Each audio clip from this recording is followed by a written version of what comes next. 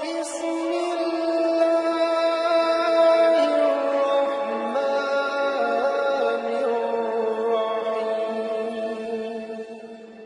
اے نبی صلی اللہ علیہ وآلہ وسلم، لوگ تم سے پہاڑوں کے بارے میں دریافت کرتے ہیں، کہہ دو کہ میرا رب ان کو راکھ بنا کر بکھیر دے گا، پھر زمین کو ہموار میدان کر چھوڑے گا جس میں تم کوئی نشیب و فراز نہ دیکھو گے۔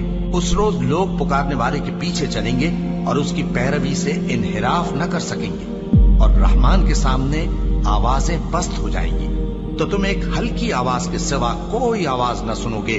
اس روز کسی کی سفارش کچھ فائدہ نہ دے گی مگر اس شخص کی جسے رحمان اجازت دے اور اس کی بات کو پسند فرمائے۔ جو کچھ ان کے آگے ہے اور جو کچھ ان کے پیچھے ہے وہ اس کو جانتا ہے، اور وہ اپنے علم سے اللہ کے علم کا احاطہ نہیں کر سکتے۔ اور اس زندہ و قائم کے روبرو منہ لٹک جائیں گے، اور جس نے ظلم کا بوجھ اٹھایا وہ نامراد رہا، اور جو نیک کام کرے گا اور مومن بھی ہوگا تو اس کو نہ ظلم کا خوف ہوگا اور نہ نقصان کا۔ اور ہم نے اس کو اسی طرح کا قرآن عربی نازل کیا ہے، اور اس میں طرح طرح کے ڈراوے بیان کر دیے ہیں تاکہ لوگ پرہیزگار بنیں یا اللہ ان کے لیے نصیحت پیدا کر دے۔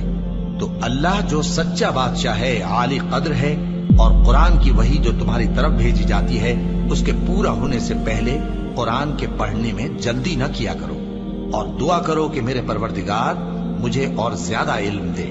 اور ہم نے پہلے آدم سے عہد لیا تھا مگر وہ اسے بھول گئے، اور ہم نے ان میں ارادے کی پختگی نہ پائی۔ اور جب ہم نے فرشتوں سے کہا کہ آدم کے آگے سجدہ کرو تو سب سجدے میں گر پڑے مگر ابلیس نے انکار کیا۔ اس پر ہم نے فرمایا کہ آدم، یہ تمہارا اور تمہاری بیوی کا دشمن ہے، تو یہ کہیں تم دونوں کو بہشت سے نہ نکلوا دے، پھر تم تکلیف میں پڑ جاؤ، جہاں تم کو یہ آسائش ہے کہ نہ بھوکے رہو نہ ننگے، اور یہ کہ نہ پیاسے رہو اور نہ دھوپ کھاؤ۔ پھر شیطان نے ان کے دل میں وسوسہ ڈالا اور کہا کہ آدم، بھلا میں تم کو ایسا درخت بتاؤں جو ہمیشہ کی زندگی کا باعث ہو اور ایسی بادشاہت کہ کبھی زائل نہ ہو؟ سو دونوں نے اس درخت کا پھل کھا لیا تو ان پر ان کی شرم گاہیں ظاہر ہو گئیں، اور وہ اپنے اوپر بہشت کے پتے چپکانے لگے۔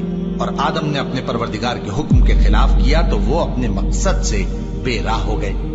پھر ان کے پروردگار نے ان کو نوازا تو ان پر مہربانی سے توجہ فرمائی اور سیدھی راہ بتائی۔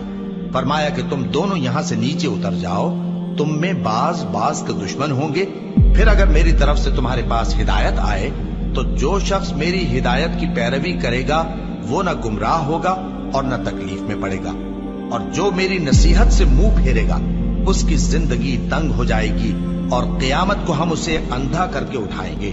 وہ کہے گا کہ میرے پروردگار، تو نے مجھے اندھا کر کے کیوں اٹھایا؟ میں تو دیکھتا بھالتا تھا۔ اللہ فرمائے گا کہ ایسا ہی چاہیے تھا، تیرے پاس ہماری آیتیں آئیں تو تو نے ان کو بھلا دیا، اسی طرح آج ہم تجھ کو بھلا دیں گے۔ اور جو شخص حد سے نکل جائے اور اپنے پروردگار کی آیتوں پر ایمان نہ لائے، ہم اس کو ایسا ہی بدلہ دیتے ہیں، اور آخرت کا عذاب بہت سخت اور ہمیشہ باقی رہنے والا ہے۔ تو کیا یہ بات ان لوگوں کے لیے موجب ہدایت نہ ہوئی کہ ہم ان سے پہلے بہت سے فرقوں کو ہلاک کر چکے ہیں جن کے رہنے کے مقامات میں یہ چلتے پھرتے ہیں؟ عقل والوں کے لیے اس میں بہت سی نشانیاں ہیں۔ اور اگر ایک بات تمہارے پروردگار کی طرف سے پہلے صادر اور جزائے اعمال کے لیے ایک میعاد مقرر نہ ہو چکی ہوتی تو نزول عذاب لازم ہو جاتا۔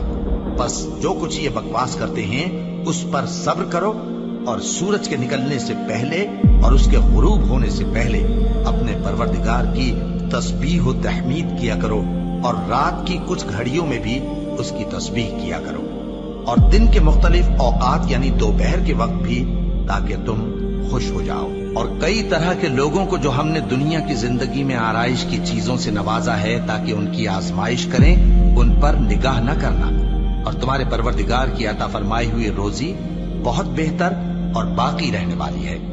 اور اپنے گھر والوں کو نماز کا حکم کرو اور اس پر قائم رہو۔ ہم تم سے روزی کے خواستگار نہیں بلکہ تمہیں ہم روزی دیتے ہیں، اور نیک انجام اہل تقوی کا ہے۔ اور کہتے ہیں کہ یہ پیغمبر اپنے پروردگار کی طرف سے ہمارے پاس کوئی نشانی کیوں نہیں لائے؟ کیا ان کے پاس پہلی کتابوں کی نشانی نہیں آئی؟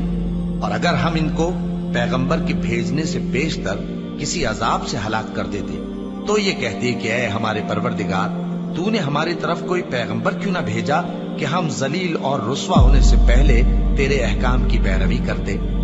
کہہ دو کہ سب نتائج اعمال کے منتظر ہیں، سو تم بھی منتظر رہو، ان قریب تم کو معلوم ہو جائے گا کہ دین کے سیدھے رستے پر چلنے والے کون ہیں اور جنت کی طرف راہ پانے والے کون ہیں، ہم یا تم۔